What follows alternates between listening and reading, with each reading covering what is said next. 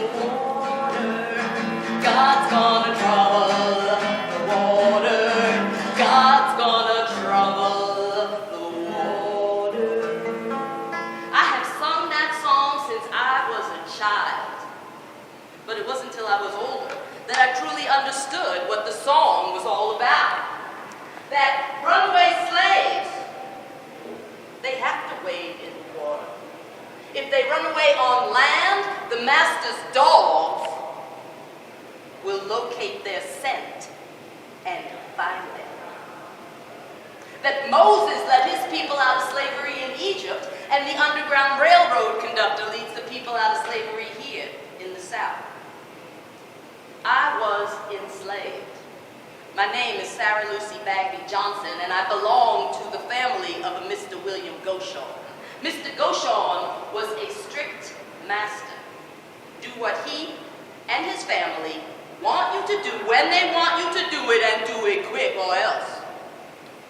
I had been enslaved most of my life with that dream of being free. Like my mother before me. My mother was a slave.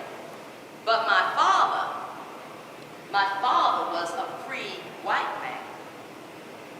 And because my father was a free white man, Master Goshon called me a mulatto. Part white, part Negro, but a slave just the same. And even though my father was a free man, I was enslaved. Like my mother before me, with that dream. That dream of being free. Able to live as I choose, without being bound to any man. Free. The right to rule myself without interference or domination by another. Free. The right to speak or act without restriction or fear. Free. Release from being bound, confined, enslaved. Free. Liberty.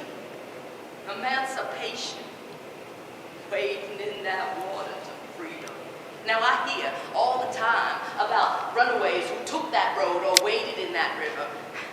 And I heard all the time about how the Underground Railroad is not underground. Nor is it a railroad, but it's a group of people like Harriet Tubman or John Brown who helped runaways find liberty in the free states of the North. But I also heard how many of those runaways got to those free states only to be captured because the Fugitive Slave Law required captured runaways to be forcibly returned to their masters. And those returned to their masters, they faced terrible punishments. How awful to be free for just a time, to have just a taste of liberty, only to be returned to slavery. But still, I dream of freedom, doing what I want to do when I want to do it, as quick or as slow as I want.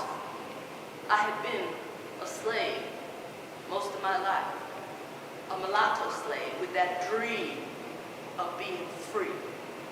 And I never thought that my dream would ever come true until one beautiful fall day in October, I decided to take a ride on that train. I left Wheeling, Virginia. I traveled 170 miles walking and by wagon across the Ohio River to Cleveland, Ohio, a citadel of freedom. That's another story for another day. Thank you.